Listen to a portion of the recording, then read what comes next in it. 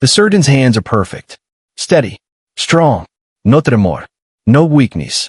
He holds them up under the studio lights, and everyone can see. There is nothing wrong with these hands. They have performed over 6,000 surgeries. They have saved countless lives. They have been called the most gifted hands in American medicine. And 3 months ago, they stopped. Completely. Dr. Nathan Cole is 44 years old. He is the youngest chief of cardiac surgery at Johns Hopkins in history. He has received every award his profession offers. He has been called a genius, a prodigy, a miracle worker. And he will never operate again. Not because he cannot, because he will not. Oprah looks at this man, this legend, this mystery that has consumed medical news for months. The surgeon who walked away at the peak of his career. The surgeon who gave no explanation. The surgeon who simply said, "I am done." "Dr. Cole," she says, "your colleagues are baffled. Your patients are devastated. The medical world cannot understand why you would walk away when you still have decades of work ahead of you. Can you help us understand?" Nathan looks at his hands. He looks at Oprah, and he says something that makes the studio fall completely silent. "I walked away because I finally learned where my hands came from," he says. "And once I knew, I could not use them anymore. Not until I had done what needed to be done." He reaches into his jacket pocket. He pulls out a photograph. Old, creased, black and white. He holds it up, and Oprah sees two hands. Not Nathan's hands. Different hands. Older hands. Hands that look exactly like Nathan's. Same shape. Same proportion. Same extraordinary length of fingers that makes cardiac surgery possible. "Whose hands are those?" Oprah asks. Nathan's eyes fill with tears. "My father's," he says. "The father I never knew. The father who gave me these hands. The father who died 36 years ago because no one would save him." He sets the photograph on the table. "And the man who refused to save him," Nathan says. "The surgeon who turned him away, who let him die on the steps of a hospital, is in this studio today, sitting in your audience. And he does not know I am his son's son." The studio erupts in murmurs. Heads turn. Eyes search. And somewhere in row 12, an elderly man's face goes pale. How we get here? Rewind 135 minutes. The morning had begun with anticipation. Dr. Nathan Cole had been the most requested guest for months. Ever since he announced his retirement. Ever since the medical world exploded with speculation. Burnout? Sikangdan? Illness? No one knew. Nathan had refused all interviews. Until now. He had contacted the show directly. He had said he was ready to explain. He had said the explanation involved someone else. Someone who needed to be present. Someone who needed to hear what he had to say. He had provided a name. Dr. Harold Whitman. 81 years old. Retired surgeon. Former chief of surgery at Memorial General Hospital in Chicago. A legend in his own right. And a man with a secret. A secret Nathan had discovered 3 months ago. A secret that had ended his career. The production team had invited Dr. Whitman to the show. They had told him it was a tribute. A celebration of pioneering surgeons. They had not told him about Nathan. They had not told him about the connection. They had not told him that his past was about to catch up with him. Dr. Whitman had arrived feeling honored. He had been given a seat in row 12. He had settled in to watch what he thought would be a celebration. He did not know he was about to be confronted. He did not know the young surgeon on stage was connected to him. He did not know that in 1988, he had made a decision that would echo through decades. A decision that killed a man. A decision that orphaned a child. A decision he had tried to forget. Until today. Subscribe and leave a comment, because the most powerful part of this story is still ahead. Nathan had discovered the truth by accident. 3 months ago, he had been going through his mother's belongings. She had died 6 months earlier. Peacefully, in her sleep. After decades of silence about his father. Nathan had always known the basics. His father had died before he was born. Heart condition. Needed surgery. Did not survive. His mother had never wanted to discuss the details. Too painful, she always said. Let the past stay buried. So Nathan had let it stay buried. Until he found the box. Hidden in her closet. Sealed with tape. Labeled. For Nathan. After I am gone. Inside the box was everything. his father's medical records, letters his parents had exchanged, newspaper clippings from 1988, and a photograph of his father's hands. The same hands Nathan had inherited. The same hands that had made him famous. The same hands that had saved thousands of lives. But there was more. There was a letter from his mother, written in her final months, explaining everything, explaining what really happened in 1988, explaining why his father died, explaining who was responsible. Nathan had read the letter 3 times, each time feeling his world shift further off its axis, each time understanding more clearly what he needed to do. His father's name was Marcus Cole. He was 32 years old in 1988. He was a carpenter. He was uninsured. He had a congenital heart defect that required emergency surgery. He went to Memorial General Hospital in Chicago. He was examined. He was diagnosed. He was told he needed immediate intervention, and then he was turned away because he could not pay, because he did not have insurance, because the surgeon on duty looked at his chart, looked at his lack of coverage, and said, "We cannot help you here." That surgeon was Dr. Harold Whitman. Marcus Cole died on the steps of Memorial General, waiting for an ambulance that was supposed to take him to a public hospital, an ambulance that arrived too late, because his heart gave out while he waited, because no one helped him, because saving his life was not worth the cost. Nathan's mother had been pregnant at the time, 7 months along. She had watched her husband die on hospital steps. She had given birth 2 months later. She had named her son Nathan. She had raised him alone. She had watched him inherit his father's hands. She had watched him become the surgeon his father never got to see. And she had never told him the full truth. Until she died. Until the letter. Until Nathan understood that his gift came with a debt. A debt that needed to be paid. Behind the scenes, Oprah made a decision that defied every producer's expectation. She looked at Nathan. She looked at the photograph of the hands. She looked toward row 12, where an elderly man sat frozen. And she made a choice. "Dr. Whitman," she said, "would you please come to the stage?" The audience gasped. Dr. Whitman did not move. He sat in his seat, pale as death, staring at Nathan. Recognition slowly dawning. Understanding slowly arriving. The past catching up in ways he never expected. "Dr. Whitman," Oprah repeated, "please, this conversation requires your presence." Slowly, painfully, the old man stood. He walked down the aisle like a man walking to his execution. He climbed the 3 steps to the stage. He stood facing Nathan Cole. Father and son had never met, but grandfather and grandson, the man who killed, and the son of the man who died. They stood face to face now. 36 years of silence between them. "Do you recognize these hands?" Nathan asked. He held up his hands. The same hands from the photograph. The same hands that Dr. Whitman had seen in 1988. On a carpenter named Marcus Cole. On a man he had sent away to die.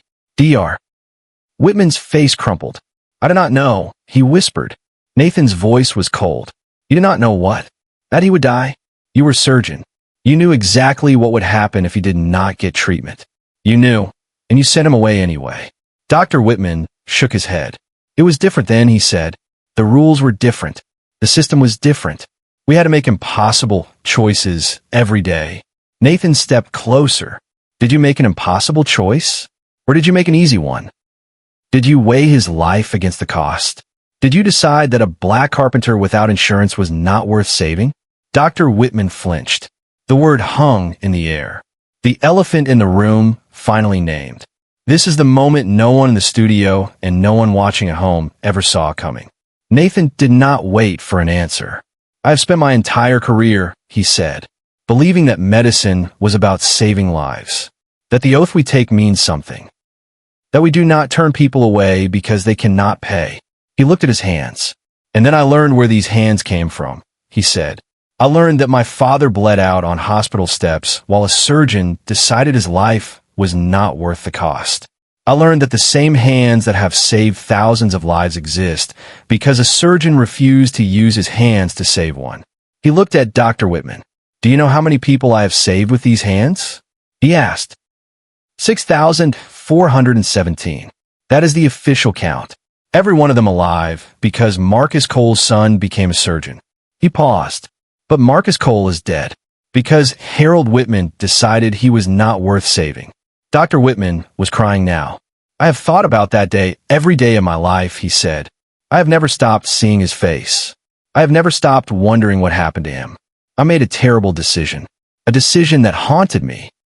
A decision that drove me out of surgery 10 years later. He looked at Nathan. I did not know he had a son, he said. I did not know that son would become this. I did not know these hands would live on. Nathan's expression did not soften. That is the problem, he said. You did not know. You did not care to know. He was just another uninsured patient. Another problem to make go away. Another life that did not matter because the math did not work out. He shook his head. I stopped operating because I realized something, he said. Every time I saved a life, I was proving what you took from my father. Every success showed what he could have become, what his hands could have done, if only someone had cared enough to help him. He faced the audience. My father was 32 years old, he said. He was about to become a father. He had his whole life ahead of him, and he died because a surgeon decided he was not worth the trouble. He looked back at Dr. Whitman. I did not come here to destroy you, he said. You are 81 years old. You have lived with this guilt for 36 years. Destroying you would accomplish nothing. He reached into his pocket. I came here for something else. He pulled out an envelope. This is a check, he said, made out to the Marcus Cole Memorial Fund, a fund I created 3 months ago. It provides emergency cardiac care to uninsured patients. People like my father. People the system would otherwise turn away. He held out the envelope. The check is for $1 million, he said, but the signature line is blank. I want you to sign it. Dr. Whitman stared at the envelope. I want you to be the one who funds it, Nathan said. I want the man who let my father die to be the one who saves others like him. I want her guilt to become something useful. He pushed the envelope into Dr. Whitman's hands. I do not want your apology, he said. I want your money. I want her name on this fund. I want every patient it saves to be saved by Harold Whitman. Not because you deserve redemption, but because they deserve to live. Dr. Whitman looked at the envelope. He looked at Nathan. He looked at the audience. And he understood. This was not revenge. This was transformation. This was turning 36 years of guilt into 36 years of healing. This was the only path forward that mattered. He pulled out a pen. He signed the check. He handed it back to Nathan. I will give more, he said. His voice was broken. Everything I have. For the rest of my life. If it means something. If it helps. Nathan took the check. He looked at it. He looked at Dr. Whitman. It helps, he said. It does not bring my father back. It does not undo what you did. But it helps. He turned to the audience. This is what redemption looks like, he said. Not words. Not apologies. Action. Money. Lives saved. The debt can never be fully paid, but can be worked toward. Every day. For the rest of his life. He looked at his hands. And now I can operate again, he said. Now that I have done what needed to be done. Now that I have turned this guilt into something useful. Now that my father's death means something beyond tragedy. He faced Oprah. That is why I stopped, he said. Not because I could not operate. Because I could not operate until this was resolved. Until I had faced the man who killed my father. Until I had found a way to transform what happened into something that heals instead of destroys. Share and subscribe. Make sure this story is never forgotten. The Marcus Cole Memorial Fund became national news within hours. Dr. Whitman donated not $1 million, but $5 million. His entire retirement savings. His house. Everything he had. He said it was the least he could do. He said he should have done it 36 years ago. He said Nathan had given him a gift. The gift of a path to redemption. The gift of something meaningful to do with his remaining years. Other surgeons followed. Donations poured in. Within a year, the fund had received over $50 million. It has now saved over 3,000 lives. 3,000 people who would have been turned away. 3,000 Marcus Coles who survived. 3,000 families that stayed intact. Because one surgeon refused to let his father's death be meaningless. Dr. Nathan Cole returned to surgery 6 months after the show aired. He operates 3 days a week now. The other 2 days, he runs the fund. He visits hospitals. He speaks to medical students. He tells them about his father. He tells them about Dr. Whitman. He tells them about the choice they will face someday. The choice between what is easy and what is right. He makes sure they understand. Every patient is someone's father. Every patient is someone's son. Every patient matters. Dr. Harold Whitman died 2 years after the show. He was 83 years old. He spent his final years volunteering at free clinics. He spent his final years treating uninsured patients. He spent his final years trying to make up for what he had done. Nathan was with him at the end, not as an accuser, as a witness, as someone who understood that people can change, as someone who understood that redemption is not about erasing the past. It is about transforming the future. Dr. Whitman's last words were, "Tell Marcus I am sorry." Nathan told him, in his own way, in his own heart. He told him. The photograph of Marcus Cole's hands now hangs in the lobby of the Johns Hopkins Cardiac Surgery Department. Next to it hangs a photograph of Nathan's hands. Same hands, same shape, same gift. 2 generations, 1 legacy. Beneath both photographs is a plaque. It reads, "These hands saved thousands. These hands were turned away. Let's never forget which choice was wrong. Let's always choose to save." There is one final detail that most people do not know.